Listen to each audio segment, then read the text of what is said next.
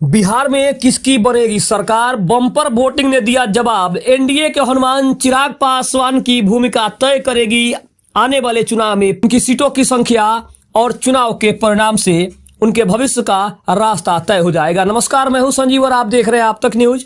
अगर आप हमारे चैनल पर नए हैं तो चैनल को जरूर सब्सक्राइब कर ले। एनडीए के हनुमान का प्रयोग किया गया है जो बिहार की राजनीति में उनकी वर्तमान पहचान और प्रधानमंत्री नरेंद्र मोदी के प्रति उनकी निष्ठा को दर्शा रहा है। भूमिका तय करेगी परिणाम यह संकेत देता है कि लोक जनशक्ति पार्टी रामविलास के प्रमुख के रूप में उनकी पार्टी का प्रदर्शन जो 29 सीटों पर चुनाव लड़ रही है एनडीए के जीत के दावे के लिए महत्वपूर्ण होगा। इसके अलावा अगर हम बात करें तो आज हमारी विशेष चुनावी कवरेज में मैं आपको बताऊंगा कि बिहार विधानसभा चुनाव 2025 के सबसे बड़े सवाल कि बिहार में अब की बार किसकी सरकार, चिराग पासवान की भूमिका क्या रहेगी। गुरुवार को हुए पहले चरण के मतदान के बाद सियासी तापमान बहुत ज्यादा बढ़ गया है। जो तस्वीर आपने अपनी स्क्रीन पर देखी है वह बता रही है कि इस बार बम्पर वोटिंग हुई है जिसने पिछले सारे रिकॉर्ड को तोड़ दिया है। लेकिन इस चुनाव की सबसे दिलचस्प बात यह है कि एक युवा नेता की भूमिका एनडीए के हनुमान के नाम से मशहूर चिराग पासवान का। क्या उनकी लोक जनशक्ति पार्टी रामविलास इस चुनाव का निर्णायक फैक्टर बनेगी? इस बम्पर वोटिंग और चिराग फैक्टर पर डालते हैं एक बड़ी गहरी नजर।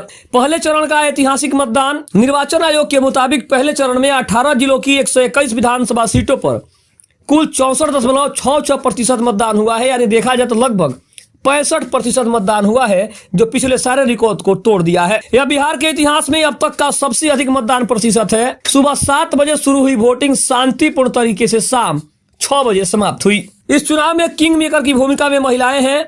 इस बम्पर वोटिंग में महिला मतदाताओं की भागीदारी को साइलेंट वोटर के रूप में देखा जा रहा है। इनकी चुप्पी और भारी संख्या में मतदान ने सभी दलों की धड़कनों को बढ़ा दिया है। चुनाव विश्लेषकों का मानना है कि इतनी अधिक वोटिंग तो बातों की ओर इशारा करती है। या तो जनता सरकार बदलने के लिए बड़ी संख्या में बाहर निकली है या फिर सत्ता में बैठे गठबंधन के प्रति मजबूत समर्थन दिखाने के लिए घर से बाहर निकली है। राजनीतिक गलियारों में चर्चा तेज है कि ये रिकॉर्ड तोड़ मतदान किस गठबंधन के लिए शुभ संकेत है। सत्ताधारी यानी एनडीए जिसमें भाजपा, जदयू और लोजपा रामविलास जीत का दावा कर रही है, वहीं महागठबंधन इसे बदलाव की लहर बतला रहा है। अगर निर्णायक फैक्टर की बात करें तो चिराग पासवान की भूमिका सबसे अहम है और पहले चरण के मतदान के बाद चिराग पासवान के भविष्य का क्या परिणाम होगा ये इस बात पर काफी ज्यादा निर्भर कर रहा है। बता दें कि 29 सीटों पर दाव चिराग पासवान की पार्टी लोक जनशक्ति पार्टी रामविलास एनडीए गठबंधन के तहत 29 सीटों पर चुनाव लड़ रही है। 2024 के लोकसभा चुनाव में उनका प्रदर्शन शानदार रहा था जिसने उनकी राजनीतिक हैसियत बढ़ा दी है। एमवाई समीकरण को चुनौती की बात करें तो चिराग पासवान राष्ट्रीय जनता दल आरजेडी के एमवाई यानी मुस्लिम यादव समीकरण पर लगातार हमलावर रहे हैं। उन्होंने अपना खुद का एमवाई समीकरण बनाए रखा जिसका अर्थ है महिलाएं और युवा। उनकी रणनीतिक युवाओं और महिला मतदाताओं को आकर्षित करने की रही है। गठबंधन की नब्ज पकड़ना चिराग पासवान से अच्छा आखिर कौन जानता है। चिराग ने गठबंधन के भीतर भी एक कुशल रणनीति का प्रदर्शन किया है।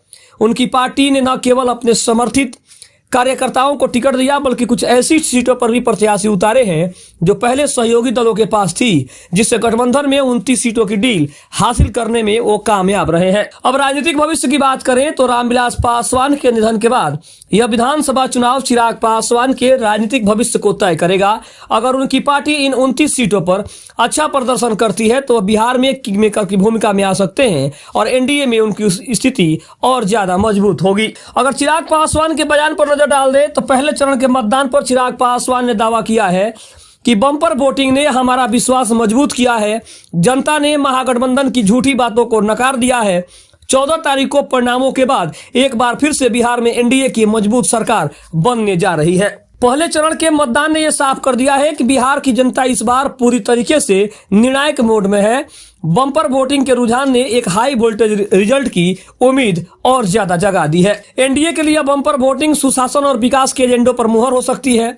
महागठबंधन इसे बेरोजगारी और महंगाई के खिलाफ जनता का आक्रोश बता रहा है और इन सब के बीच चिराग पासवान की 29 सीटें ही वो निर्णायक मोहर साबित हो सकती है जो इस बार बिहार की कुर्सी का फैसला करेगी। बिहार का राजनीतिक भविष्य क्या होगा इसका जवाब 14 नवंबर को आएगा जब मतों की गिनती होगी।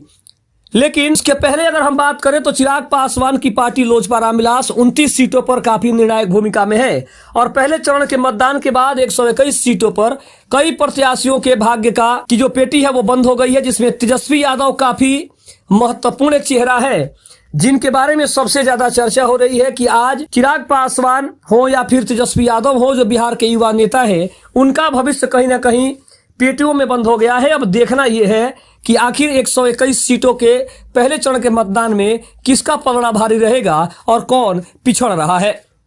बिहार में विधानसभा चुनाव के पहले चरण के लिए मतदान हुआ। गुरुवार को सुबह 7 बजे से 18 जिलों की 121 विधानसभा सीटों पर वोटिंग हुई।